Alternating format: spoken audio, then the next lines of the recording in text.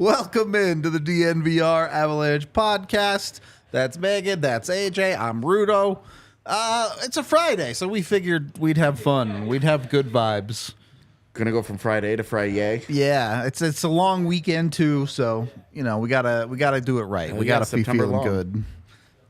Is that what they call it now? It's not in this country, yeah, but it just works out. I've heard in Canada they call it summer long, right? I guess it would be, yeah. Yeah, okay. Not that I'm a master of Canada or anything, but don't limit yourself. I don't think they have one. I mean, it used to be the Queen, but it technically still is. Yeah, I don't know what. I mean, I guess it's the king now. But I don't know who their overlord is anymore. Yeah, I guess it's just the king, huh? Don't know. Good luck, Canada. That's all I got for you on that one. No, today they're absentee father.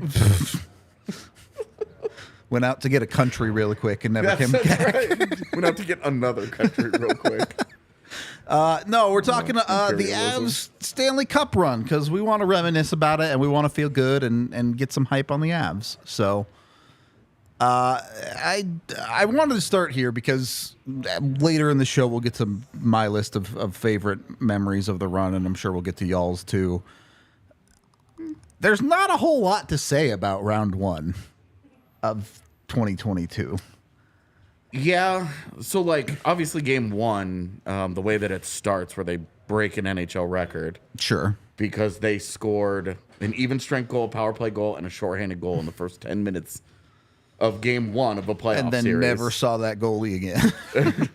And yeah, ended David Rittich's Predators career. Yep. Kind of set the tone for that series properly. Yeah. Burakovsky's weird goal going through the netting. I forgot about the through the net goal. That's a good call. That was the start of game 3 or 4. One of the two. Yeah. That's an all-time weird goal.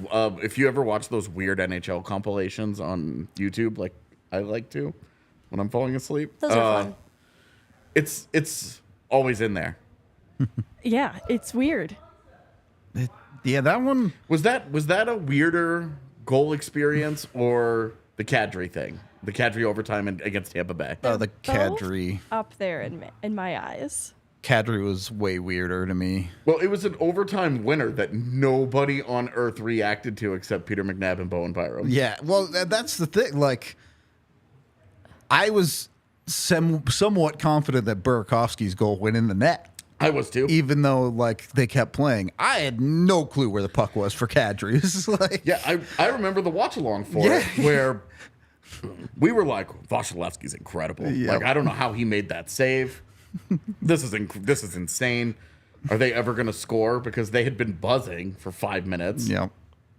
It turns out Vasilevsky wasn't that good. Yep, they did score, in fact. Yeah. It was, I won't jump ahead to that memory because that one is one I wrote about, but it is individually also incredible for a few reasons. Yeah, I don't know. I like that Nashville series doesn't stand out in a lot of ways. It's a sweep. Yeah. And the Avs like completely dominated that Despite series. A couple of close games, the series was not close at all. But that's where I think Game 4 was really interesting because it was the first time they trailed in the series. Mm-hmm. They give up the lead in the third period. They go from a tie game to trailing by 1. And you just saw the thing that would go on to define that cup run. Where they were just like, nah, we ain't doing this. Exactly. Yeah. And you could see the difference in skill level between the teams as they got deeper into the postseason. Because when they shifted gears against Nashville, they tied the game immediately and then took the lead immediately after that. Like, it was like Nashville led for like 4 minutes maybe. Yep. And then it was over. Yep. And you would see as it would go on, that would become a common theme of when the Avs got pissed and decided to be the best version of themselves, they were unstoppable. There wasn't any team that could hang with them at that point. And poor Nashville, who would not have had the Avs in round one had they not blown a 3-0 lead in the first period against Arizona in game 82 of their season. Yep. Could have avoided that embarrassment and instead got straight buzzsawed. That series was a bit like the trolley problem for the Colorado Avalanche. On one track, you can just go along in the playoffs just fine. Or on the other one, you can win a Stanley Cup, but you have to murder a hockey franchise. Well, and it's kind of interesting because... That was really good, Rudo. I just want to say It was not that good. I really It was appreciate not that good. I'm glad Megan liked it. But you look at that run, and 3 of the 4 teams they beat, they have sent into a negative direction since.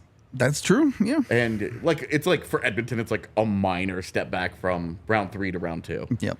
But St. Louis and Nashville are now in shambles, and Tampa Bay, that was their chance to be a true dynasty. Yep. The three-peat. And It would have been 4 in 12 years or something. the Avs just took it from them. Yep. So, neener. And they've since absorbed Raskol and Ryan Johansson. Ryan Johansson, Harvesting temporary the hockey parts. villain. We always talk about how cool would it be if you could pick a player from the team that you beat in the eliminate. playoffs? Avs are like, we're going to find out. One of these little guys. Yeah, the Avs are just going for And it. they looked at St. Louis and said, I'm good, actually. There's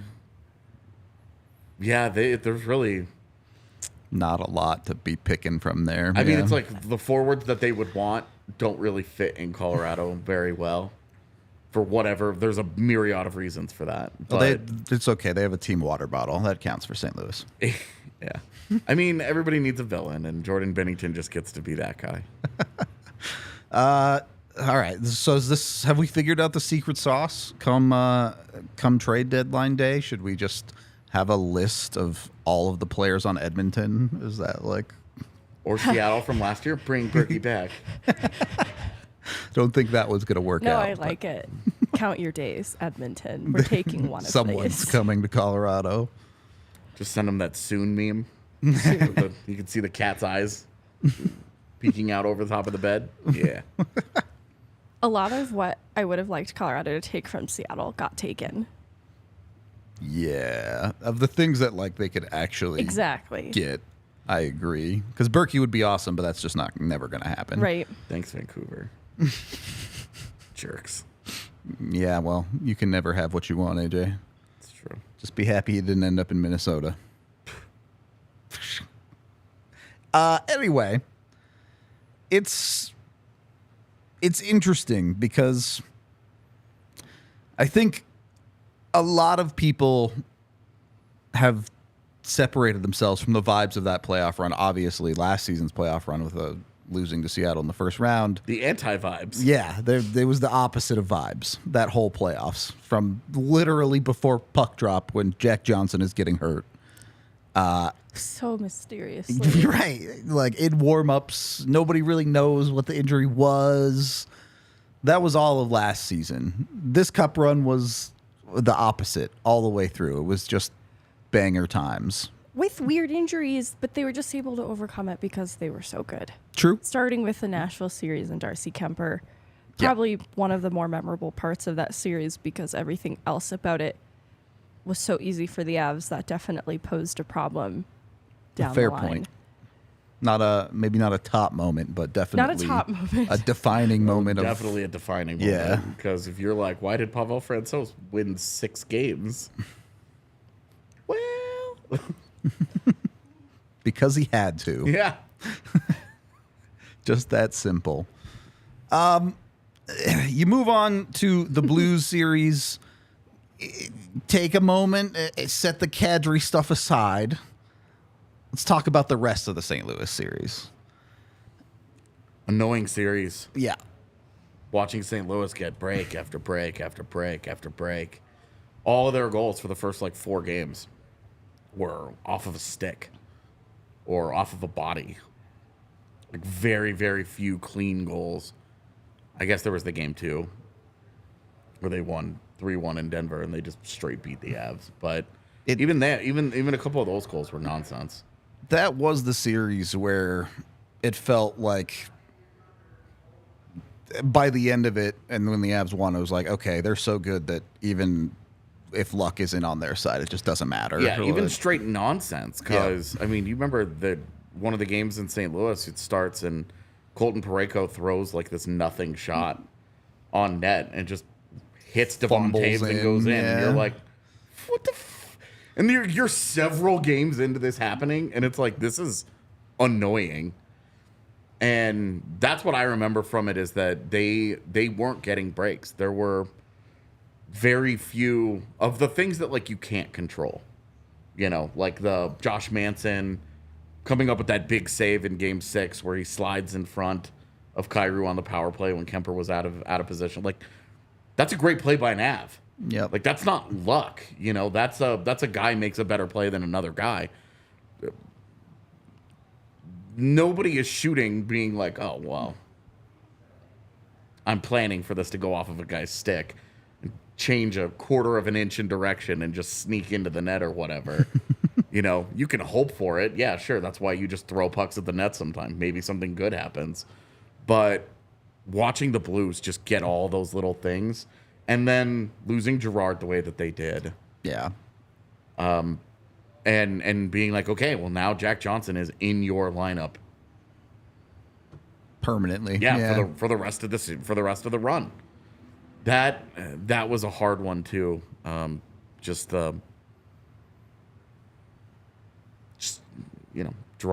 a good player, and Jack Johnson did well. He was fine. It ended up being fine, but it sure felt like that could have gone. That could have been one of the big defining moments, and they didn't let it be.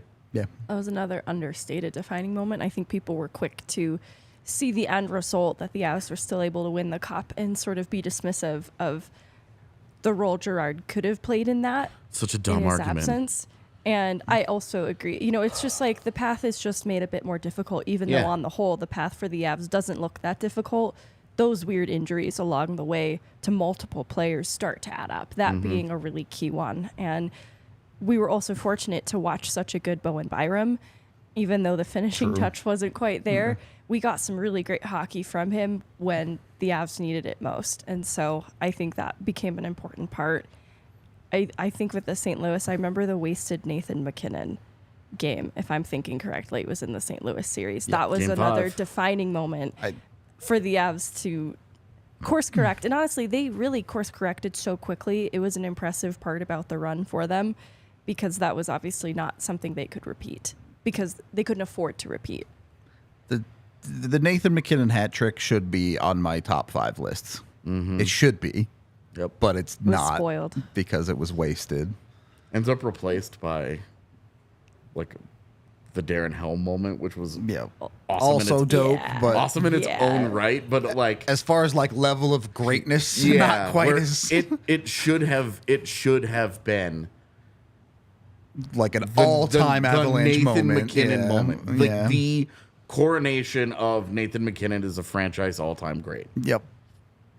And it got stolen. Should have been on every highlight reel for the rest of time. And I mean, you want to like we obviously speedbagged the Avs because they blew that game. Yeah, they blew that game twice. They should have easily won that game. But you go back and you look at some of the goals that got scored against them, and you're like, what the fuck is happening? You know, like that last Robert Thomas one, the one after the McKinnon one where they retie the game. Yep. And it ping pongs off of 3 dudes in front of the net, and you're like, and what lands on a guy's stick on the back door, and he Yep. just slams it home, and you're like, what is happening here? Like, this is that moment got like that great moment got stolen. Yep. Still dope goal, but if that moment doesn't get stolen, I wonder how it changes the Conn Smythe conversation. Yeah, because he would have had Nathan McKinnon winning a series. Yeah, he would have had such an iconic moment, such an indelible, like, you cannot take this away. He put the stake in the heart of the second round curse nonsense. And instead, it only fed the curse's power for 48 hours. On that note, we are brought to you by Splash Sports. If you're running pools, Splash Sports is a great place to use. You can go to splashsports.com/DNVR to sign up today. You can also enter the DNVR Pickaxe contest, which we'll be running all season long. Doesn't even matter what sport. You can enter into DNVR's Pick'ems, and we have great prizes that you can get in on with Splash Sports. Our football Pickaxe thing is first place wins seriously like $7,000. It's actually an outrageous amount of money. And even if you don't win, you can still get a lot of money. I think second place gets $2,000 and third place wins $1,000 as well. So there are lots of money to be had when it comes to Splash Sports and DNVR. So be sure you're getting in on the action. Go over there, sign up from splashsports.com/DNVR. You can get into our contest for just $20. A ton of other contests as well beyond football. As we're going to have some NBA and NHL ones once their seasons start getting up and running. And like I said, if you don't want to be part of ours, if you run your own pools or you want to join a friend's pool, it's a great way where they will organize everything for you and you can get it all set up through Splash Sports. Such a dumbass. I'm sorry. What did you do now? We're doing our top 25 list, and I was talking about the Wah stuff, and I was talking about him winning 3 Conn Smythes. Mm-hmm. He did not win 3 in Colorado, and we were limiting it to Colorado. It'd be impressive if he won 3 in Colorado. Yeah. I'm just sorry. And that's literally just, happening right now as I'm such an idiot. Well, don't be an idiot and sign up for Splash Sports so you can get into those pick'em contests. Or if you want to go full on sports gambling, head over to Bet365. You can go over there. All you have to do is get yourself an account at bet365.com or download the app today. And once you've done that, you can deposit a minimum of $10. And then you can get $200 in bonus bets as soon as you place a bet for $1. You can use those bonus bets to do whatever you want. You can bet on the Avs. You can bet on hockey, which KHL is back. Officially, professional league is playing hockey again as of today. You can bet on that. Or you can bet on whatever you want. Football season, college football, obviously everyone is betting big on right now. That's an option for you. Whatever it is you feel. I'm not going to be picky about it. I love their esports betting myself. Counter-Strike 2 it's out, folks. It's the beta is open beta now, so get in on it. Turn $1 into $200 with Bet365's bonus bets. Download the app today. Use the code DNVR365 when you sign up to get those $200 in bonus bets. You must be 21 or older and physically located in Colorado. Please gamble responsibly. If you or someone you know has a gambling problem and wants help, call or text 1-800-GAMBLER. Okay. Second period of the DNVR Avalanche podcast and our top 5 presented by 365. There's a lot of honorable mentions that aren't going to be on this list that I'm sure some of you will be in your top 5s. We'll start with my top 5s and then we'll get into the rest of them as well. At number 5, I think it's okay. This was Lehky's conference final winner. I only put it at 5 because they were up 3-0 in the series. Yeah. The series was pretty much over. The Avs were going to win that thing. But the actual moment of overtime winner moving on to the Cup final was still very high on the list for me. Yeah, and I think that game is one of the most fun games of the run to watch because it was... I mean, Edmonton really should have won that game. They should have. And they were... I mean, you're down... I think they're down 3-1 going into that third period. Yep. And they make it 3-2 immediately. Yep. And then it gets to 4-2. And you're like, okay, this probably isn't in the cards. And then they do it. Yep. And I think that was, again, like I said about the Game 4 against Nashville, became a defining characteristic of that run was... they took every single team's absolute best punch and absorbed it and counterpunched like a motherfucker Because, I mean, to do that, you're down 3-1 going into the third period.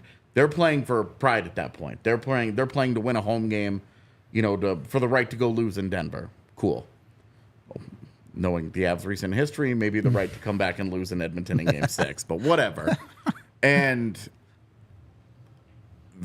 going from 3-1 to 3-2, okay, great, you're feeling good. But when it was 4-2, that was when you were like, this is really probably done. And then they just kept going, and they get the lead, and the Zach Cassian thing happens. Yeah. And a lot of times, historically speaking, the team that ties the game up late in the third period wins in overtime. And in the Avs, it was like a minute into overtime? They win that game. Yeah. And it was very close to a high stick. It was very close to a high stick. To be honest, it might have been. It doesn't matter now. It was close enough that if you're an Edmonton fan, you're probably like, argh. But also, it was Game 4 of a 3-0 series. And you would have lost later in overtime anyway. Stop.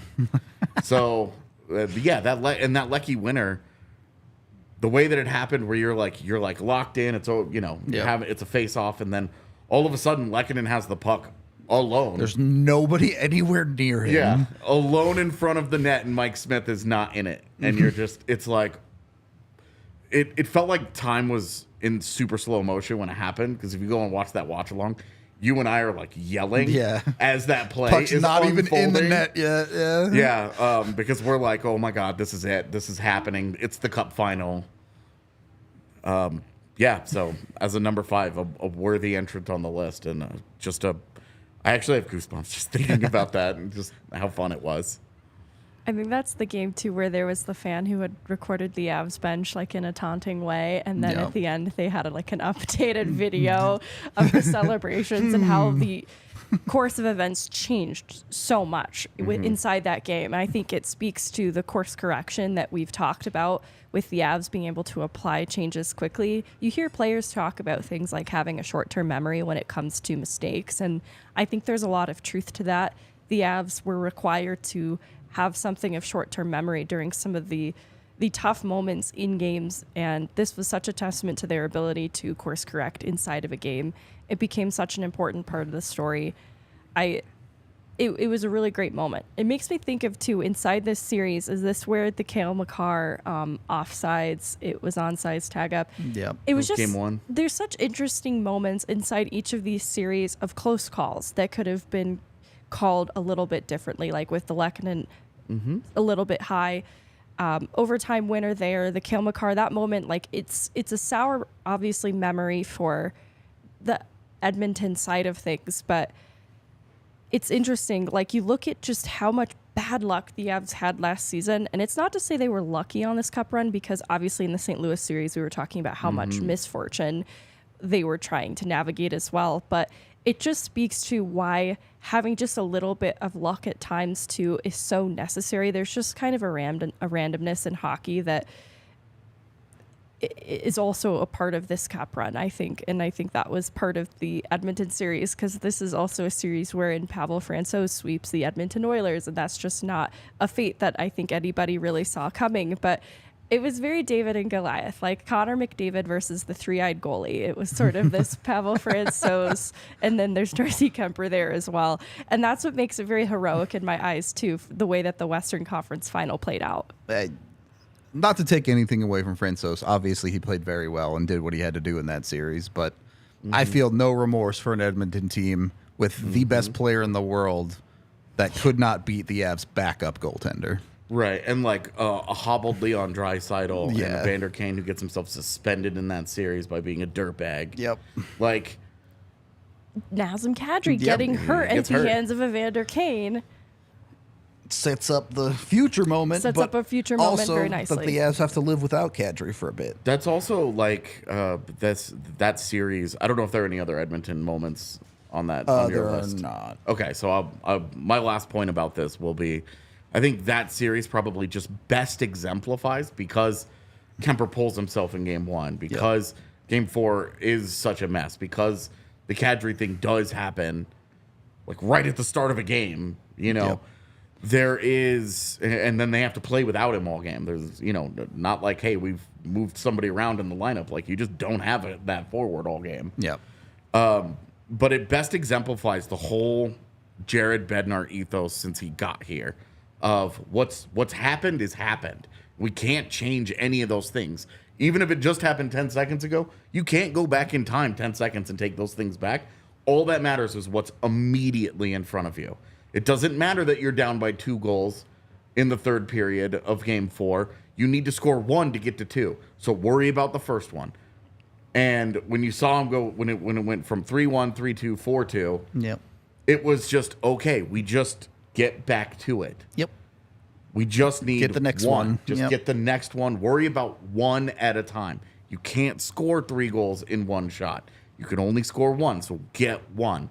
And I think that roster was the best personification of the Jared Bednar kind of philosophy and emotional maturity that he has spent his entire tenure trying to instill in his hockey team. I get so excited about that philosophy of just win the next 5 minutes and Yeah. breaking the game down into 5-minute increments. It's a really challenging concept to actually execute. It's hard not to wear the emotions of something that happens in game. I think the Avs got caught up with that a little bit last year in the regular season. It was challenging, I think, for them to let some things roll off their shoulders. But you're right, they did this so well because he describes, and Nazem Kadri has talked about, the self-motivated leadership inside that locker room. And I think that was what pushed them to be able to do that in that cup run. Love it. Number 4, this one I think a little bit understated and is only this high on the list in hindsight.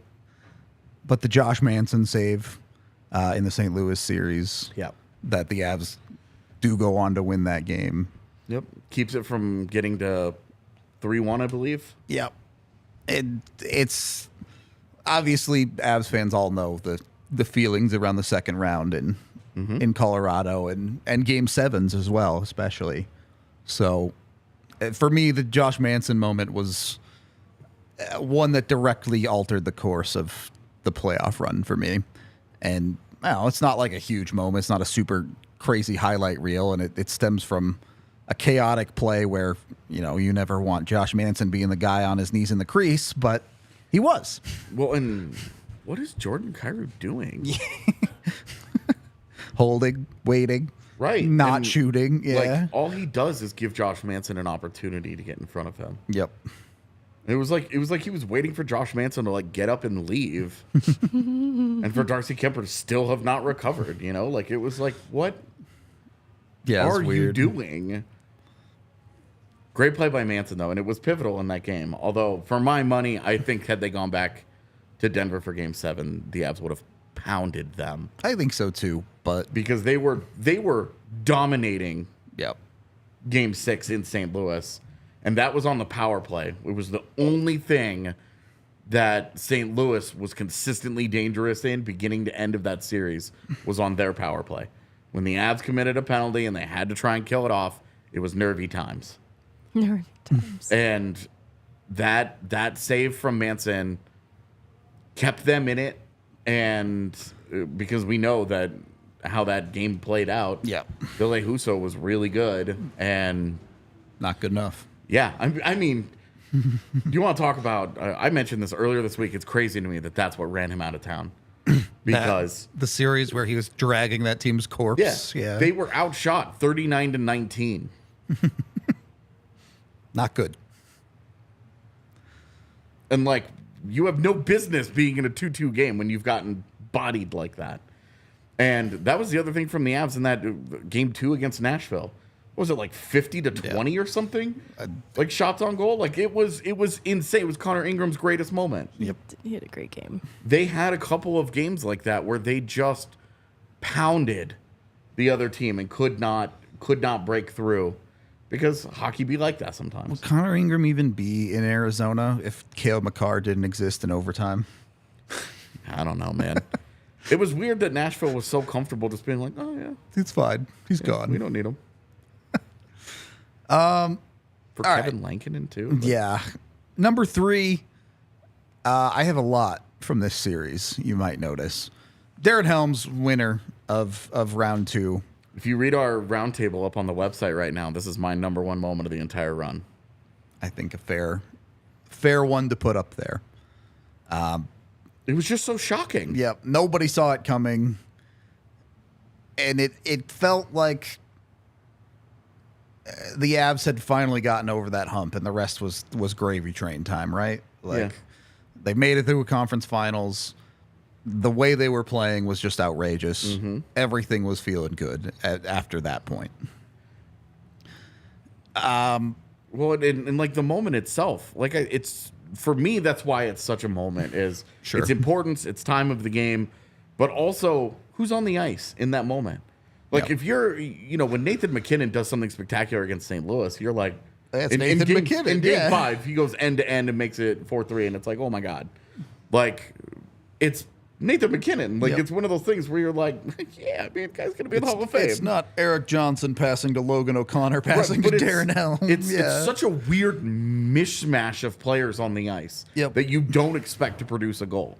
Because it starts with Makar behind the net going to EJ up the wall, who drops it to Logan O'Connor, who throws it across the zone off the wall, and Darren Helm, one times it just steps into it, and who's driving the net? It's Gabe Landeskog. It's such a weird combination of players that's part of what makes it shocking to me. Because you're standing there and you're like, okay, like one last rush. Hey, why not? We'll just see how it goes. Because when a team exits the zone with 12 seconds or whatever on the clock, moves it from behind their own net, you don't think anything's coming of it. It almost never happens in hockey. You see buzzer beaters in hockey, there's like a handful of them every year. In the however many thousand whatever games it is that get played across the season. It happens like a couple times. Yep. And for it to happen in an elimination game in the playoffs to end a series, it was so shocking. I was standing down in the bar for it, a bar that you could not move around in because there were so many people standing up and like nervously whatever, and the entire place just fell about. Yep. It was crazy. It's such an unassuming cast of characters to have on the ice in the final seconds of an elimination game, which speaks to Bednar's trust of each of those players in this cup run. Like, it's a level of trust that was sort of lost in last year's season because he really relied on the top players very heavily. In a way, he was forced to. But in looking at that cup run, it was very much everybody eats. And there was something of a moral victory that the Avs were able to escape the second round, and the people that were a part of making that happen were the Darren Helms and the Eric Johnsons and the Logan O'Connors.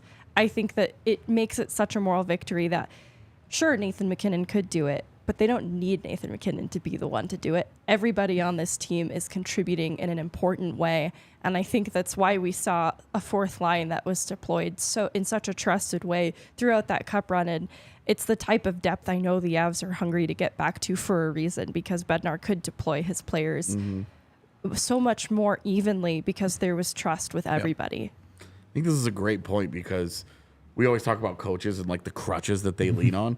There isn't a coach out there that wants to do that.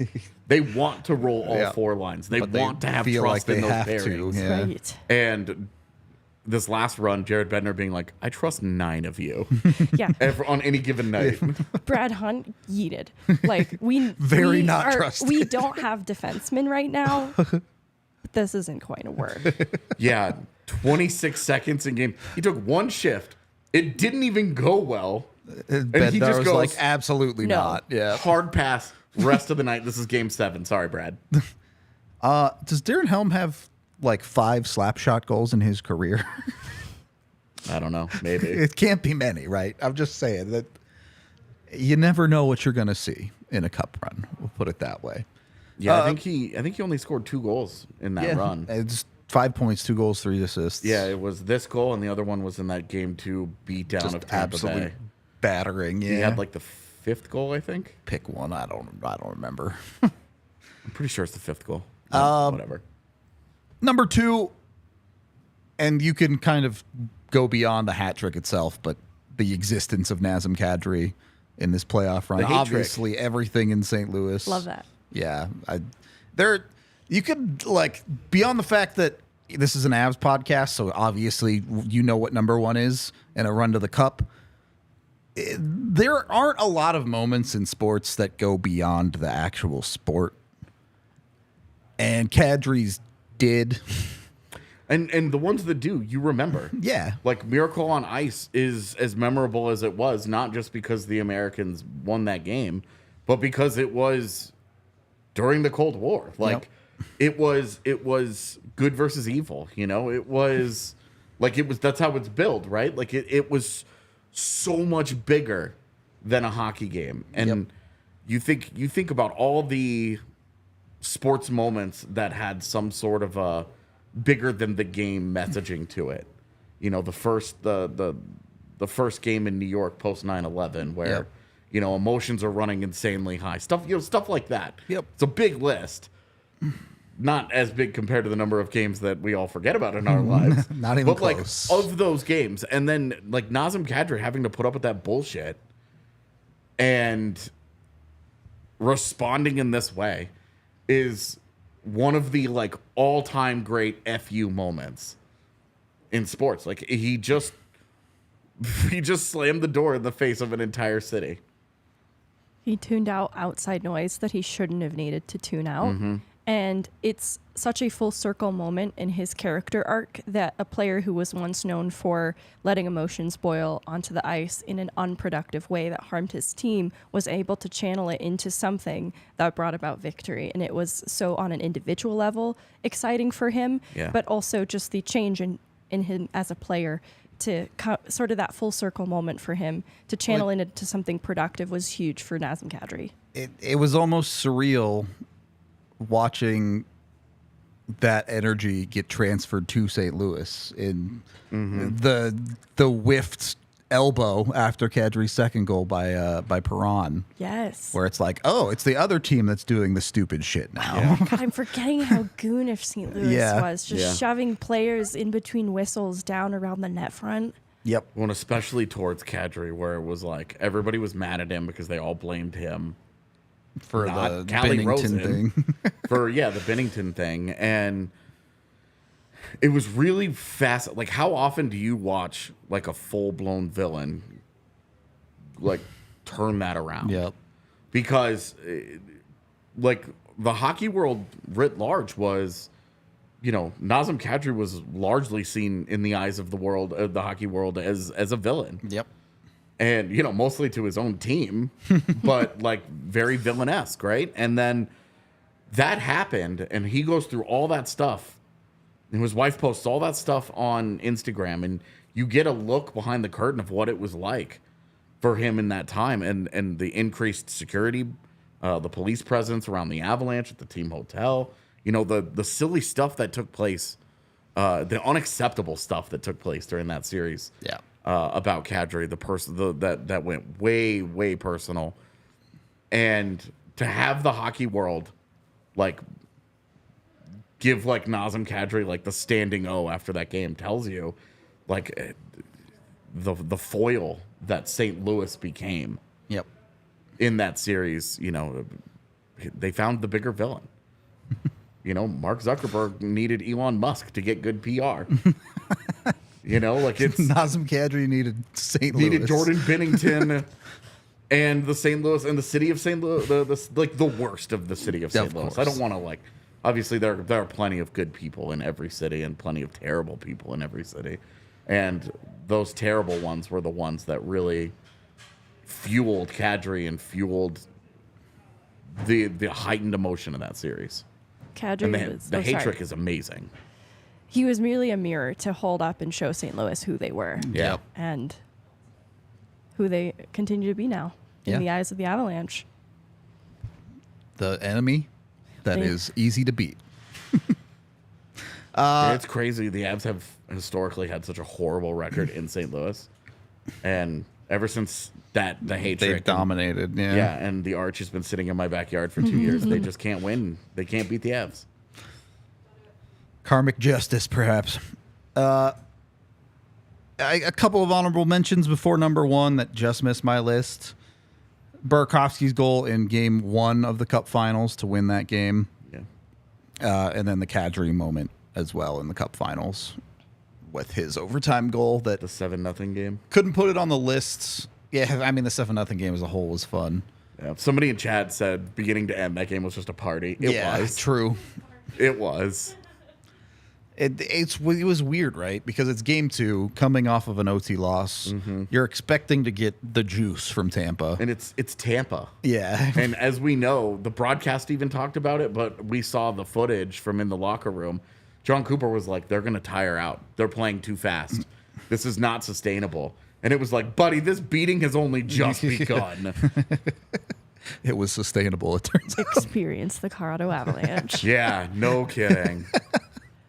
And then number 1, I kind of left this one open because you can pick whichever moment does it for you. Winning the Cup.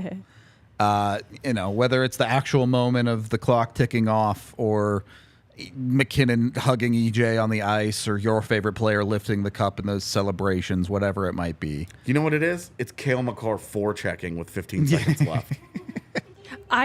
Yes. I wouldn't say like wins that race, but he doesn't lose right it. there. Yeah. He punishes that. I don't remember who the player was along the wall. I think it's Hedman. Nice. That's a loser. That's who that player is. Well, and then as the puck is going up the ice, Kucherov is standing on the ice, Throwing his chucking shit. gear at the trainer because he's so mad. Yep. And it was good like times. like the meltdown that occurred in Tampa Bay in that series. And then in that game specifically, because you remember both goals that the Avalanche scored in that game, they threw a giant hissy fit. Yep. A giant hissy fit. And they were wrong about both. Yep. What's crazy is, you remember the second goal? So what ended up being the game-winning goal. Whip the puck right at the ref. Yeah. Well, so that game-winning goal and why Tampa was mad was in the defensive zone, Manson took down Belmar. Yep. And when they showed the replay, They just collided. well, yeah. Belmar was holding Manson's stick and falls down with it in his hand. Oh, I do remember that. Yeah. And Tampa was screaming at them. And that's what started the odd man rush, is because Manson jumped into the play with McKinnon and Lehky Yeah. and was on the right side. And then, so they lost their minds. But immediately after they scored the goal, Pat Maroon, I think it's Pat Maroon. Yeah, it is. Takes a full-blown baseball-style swing of his stick at Josh Manson. And the only reason he doesn't get him is because Josh Manson saw it, And was put like- his stick in the middle of it and jumped. And then laughs in his fucking blocked face. it. But think of what would have happened if that did not happen. Actually, If he just doesn't wallop the guy. if he yeah. just smokes Manson, do they throw Pat Maroon out of that game? Probably. I don't know how it wasn't a penalty, even so, because not only that, they did. Stamkos whips the puck Yep. at the referee when it happens. And you're talking about a team coming off back-to-back championships, known for their poise and cool. That are just And having a meltdown. Yeah. They are having a nuclear, like their own little miniature Chernobyl is taking place on the ice and on the bench. They have completely lost the plot. And they spent so much of their energy that night, like with that baby back bullshit, that come third period, they didn't have anything left in the tank to push back. It was a 1-goal game. They had nothing left in the tank to push back because they blew so much of their energy. Being salty. Yeah. On being big mad about things that they were straight wrong about. That was our top 5 presented by Bet365, but it is a good point, and like it isn't just that last game either. As in previous games, you had the whole Cooper debacle of him at the end of, what was it, game 4 or 5, where he was like, yeah, it must have been game 4, where afterward he has his press conference where he's like, there are a couple things we saw out there that I'll talk about it tomorrow. Yeah. And then tomorrow, and he's like, yeah, it turns out it wasn't a thing. It was, the whole city of Tampa Bay learned what a line change was. Because John Cooper came out the next day and was like, yeah, it was just emotional. Wasn't actually that bad. A weird series. That, and then there was the challenge where they gave him like 2 minutes to decide if he wanted to challenge or not. Like, I don't know, man. It was crazy. Yeah, there was definitely no you've got whatever it is, 30, 40 seconds, whatever. Well, they showed the replay of it or whatever. I don't know if it was on 24/7 or whatever. It was one of. I mean, it's definitely not that. Where but it was one of the behind the scenes mic'd up moments. Yeah, the ref is asking him yes or no. Yes or no? He asked him like right 5 now, times. Yes or no? Yes or no? He just keeps asking him. Well, and you remember he said no, and then calls him back over right before the face-off and was like, "No, we want to challenge him." This is such bullshit, man. They got smoked in that game anyway, so it's fine. It didn't matter. But on that note, we are brought to you by FOCO. You can go get your bobbleheads there today at FOCO.com. Use code DNVR to get 10% off your order. Don't break them like me and have to perform bobblehead rituals. Don't recommend that. But, if you have broken bobbleheads, maybe do a ritual for good health. I don't know. You can get more than just bobbleheads, too. They have licensed apparel for all major sports teams. So go check out all of the cool stuff they have, whether it be shirts, hats, pullovers, you name it. They've got you covered over at FOCO.com. And also brought to you by the amazing folks over at Breckenridge Distillery. If you haven't heard, they've got a little competition going on right now to see which whiskey that the Broncos have they're running is better. You have the Ed McCaffrey whiskey as well as I think it's Alfred Williams. Let me make sure before I just start saying random names. Either way. You can go over to BreckenridgeDistillery.com. Oh, I was right. It was at Alfred Williams. I got it. Sometimes lucky. Go over to BreckenridgeDistillery.com/Bourbon of Denver Broncos to vote today. You can win a bunch of Breck Distillery and Broncos swag for voting. And then take your favorite pictures of your Broncos. Go to games or just take them on the street. Doesn't matter. Hashtag them with Broncos Bourbon, and you have a chance to win 2 tickets to the Breckenridge Bourbon Whiskey Suite. I can talk for New Year's Eve against the Chargers, which that's just an awesome experience all the way around. Go on Instagram, use the Broncos Bourbon hashtag. They'll narrow their top 10 favorite pictures down on December 1st, and then there'll be a fan vote for you to get into the suite.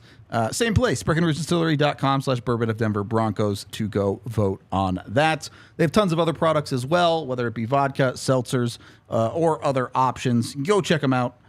They're available in all 50 states. If you want to shop online, you can do so at BreckenridgeDistillery.com, or you can find them at the distillery if you're here locally.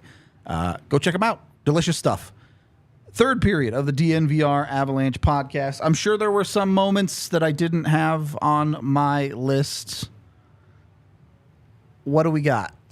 You've touched on it, but Okay. it was the Kadri overtime winner. For That sure. wasn't clear on if it had gone in, and part of that was having just returned from broken thumb surgery and only inside that week had just begun taking shots again. A question of could he even shoot he the could puck? not really shoot. The answer is not exactly. And so he was undoubtedly not at 100% when this happened in that return, and was able to get the OT winner. And I love too the part then about the team slowly realizing that it had gone in, with Byram being the one to see it on ice. All of that was so incredible. I want to say too, like just before that, Byram had been denied an opportunity himself, and was just, I mean, that was happening quite a bit. But the post. It was very nice for Byram to sort of be the one to appreciate that moment first. I think he deserved that just after so many close calls and being on the doorstep of scoring opportunities himself. So it was just a really cool moment. And then born from that is the Too Many Men t-shirt that raises money for Kadri's nonprofit that he wears in the parade. It's, in my opinion, such a tasteful way of being sassy about that. In it, yet again, another productive way too. He channels that into something very productive, and that just, the parade itself holds so many special moments, but that being born from the opportunity on ice, it's just such a multifaceted, incredible moment for Kadri, and just another one for him too in that cup run. Yeah, it's incredible how many different players have moments in the run, to be honest. This was not, I know Cale Makar wins the Conn Smythe and was incredible and all of that, but You know what's amazing about this? Because I didn't know at the time, and only until recently when I was looking it up for this top 25 list and like deep diving on some like where things are historically.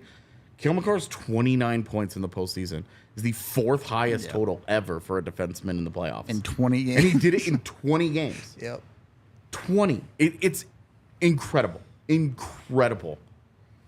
And like he was the obvious choice for the Conn Smythe, I thought. I think But so. I still think historically that his postseason that year is underappreciated.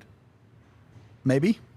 Because you compare it, Miro Heiskanen, I think, also had 28 or 29 points when the Stars went to the Stanley Cup final in the and bubble. Lost, yeah. But he had it was 25 or 26 games that he played Yep. to get there. Still an amazing accomplishment, not taking it away. But when you think about what Makar did in just 20 games, okay. Yeah, it's crazy. You could go through the whole list. Obviously, Makar had great moments. Josh Manson had multiple great moments, including an overtime winner. Byram was great a lot, Josh even Manson for not was so scoring. good. Val Nichushkin. Yeah, Val Nichushkin was a monster.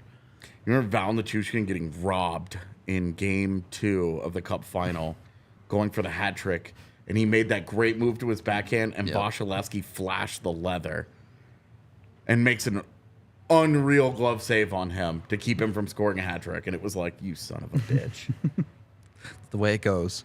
and then the Avs scored 3 or 4 more goals after that, and put up what is to date the worst game of his career in a Cup final. Yep. But you go down the list, even at the bottom. We already mentioned Darren Helm. Andrew Cogliano scored a couple of big goals, even if one did bounce in off his knee. He had the shorthanded right. goal that ran Yep. David Riddick in Game 1. Yep. Every single part of the lineup, you're like, oh, okay, that guy did something dope. JT Comfer coming out of the Yeah. box. Destroying Evan Bouchard's whole career. JT Compher had 2 because Game 6 doesn't happen without JT Compher, who scores Game 6 against St. Louis. Yeah. Because he scores both of the goals. He scored that first goal in front of the net on the little rebound, and then the second goal at the end of the power play. He's just skating into the zone with the puck, all right. They give him too much room, and he just wires a puck past Ville Husso. And then the goal again, the Bouchard goal, he's the last guy in the building to realize the puck goes in. Yep. Mike Smith knew before JT Compher. He is skating around him, trying to poke around for the rebound or something. He stops because he thinks it's in his pads. Yep. He stops and he's looking. He's like, okay, if that thing squirts loose, I'm ready. And it's already trickling in. His teammates Yeah. are celebrating, and JT's still standing there. And then all of a sudden, I don't know if it was auditory or if he actually saw it, but the alarm went off where it was like, oh God, I scored. Yeah. And it was like, oh, this is happening. Yeah. I mean, Pavel Francouz going 6-0. Yep. Your backup goaltender. Does not lose a game in the playoffs. It sweeps Connor McDavid and Leon Draisaitl. Yep. I What's not to love? what a weird run too. I mean, It was weird. It was. There's nothing normal about it. The fact that they were so good, the fact that all the craziness happened. Every moment you look at it, it's like this is some weird thing. well, and talking about the bad luck of the St. Louis series, and they get it all back in the Cup final against Yep. Tampa Bay, Yep. where they had the bounces that they just. Tampa Bay's getting, strategy yep. was brilliant because they realized after Game 2, we can't cannot skate. play hockey. Cannot with these guys. skate with these We dudes, yeah. can't do it, and so they said our goalie's better. We are going to try and score 1 or 2 goals per game and ask Vasi to do the rest. And they completely shut down any transition offense, especially after Game 3, where they just tore apart a terrible Avs performance. Yep. But no transition. They were not attacking. They were just defending, blocking shots, and waiting for the Avs to make a mistake and trying to capitalize on it. And that's how Jan Rudo scores that first goal in Game 5 in Denver, where he just skates down, he just shoots one that beats Kemper short side, and their strategy was working well enough to be competitive. And then the Avs got the Cogliano off of his knee, and it goes into the net for the game tying goal, and then they score a real goal for that because their first 2 goals of that game, the first one is on that power play, and the puck just bounces around. I think it's off Nathan McKinnon and goes in. Well, and so they got those bounces that they survived in against St. Louis. Tampa did not survive against the Avs. and you get to Game 6, and this is not going to go down as a good historical goalie performance for Darcy Kemper. But at the end of the day, in the game that mattered, he outduels Andrei Vasilevsky. Yep. He's one goal better than the best goalie of this generation. Amazing too that Vasi's the Game 6 performance in Tampa from Vasilevsky is insane. Yep. Because if you rewatch that third period, the Avs are dying to make that thing 3-4-5-1. They are trying everything to put the stake in that dynasty. Just drive that last dagger through the heart of the Tampa Bay's relevance, their window, their opportunity for history. And Vasilevsky just does not budge. He's incredible. Darcy Kemper is asked to make a couple of big saves in that third period and does it. Yep. Totally worth a first round pick. Every cup is worth the first round pick. Completely worth. I mean, if they lost, it was the 31st pick. They win, it's the 32nd pick. Yeah. This is so beyond worth. One last question for you as we do have to wrap up here. Start with the one I wanted, as we have a clip here of my favorite cup celebration moment. So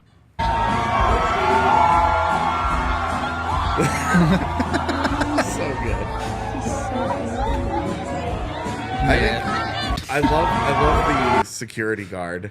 Yeah. That sees it happening and he puts himself right there to help him when it's okay. I got you. The Avs just couldn't stop dropping the cup. Which is a terrifying position to be in. I wouldn't want to be anywhere near an unstable Curtis McDermott.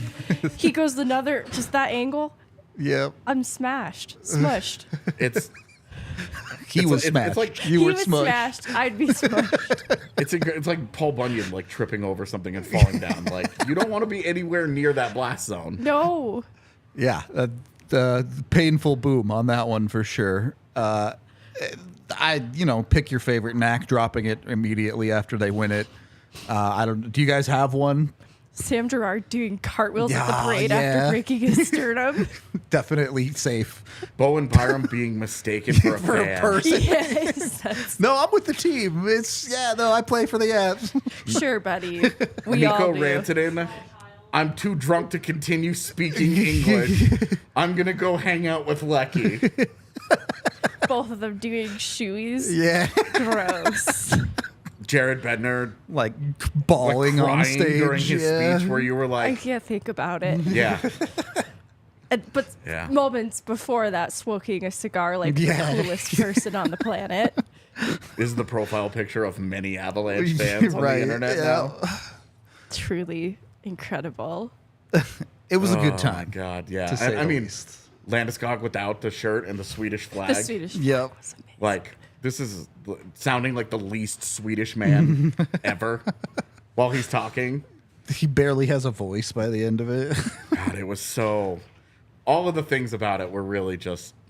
So good. The emotional payoff. That was a good final episode. Series finale hit hard. Bam. We'll leave it there. Make sure you get your Shady Rays, though. Go to shadyrays.com. Use code DNVR. When you order 2 pairs or more, you get 50% off your entire order. They're awesome at what they do. Rated over 250,000 people at 5 stars. Go get them. Enjoy your Shady Rays. Check out their stock. Get them replaced in the first month. If you lose them, don't like them, or break them, they will get them replaced for you. Yeah, that's all I got. Wear your Shady Rays because it's awesome when you're hungover at the party and the parade because that's what you need to do. Who knows? Maybe there's a chance there could be another parade in the not too distant future for Colorado. But for now, we're going to get out of here. Hope everyone enjoys their long weekend. We are off Monday for Labor Day, but we will be back Tuesday with some pretty exciting stuff. Should be a fun announcement on Tuesday. So we hope to see you there, and we will talk to you on the next one.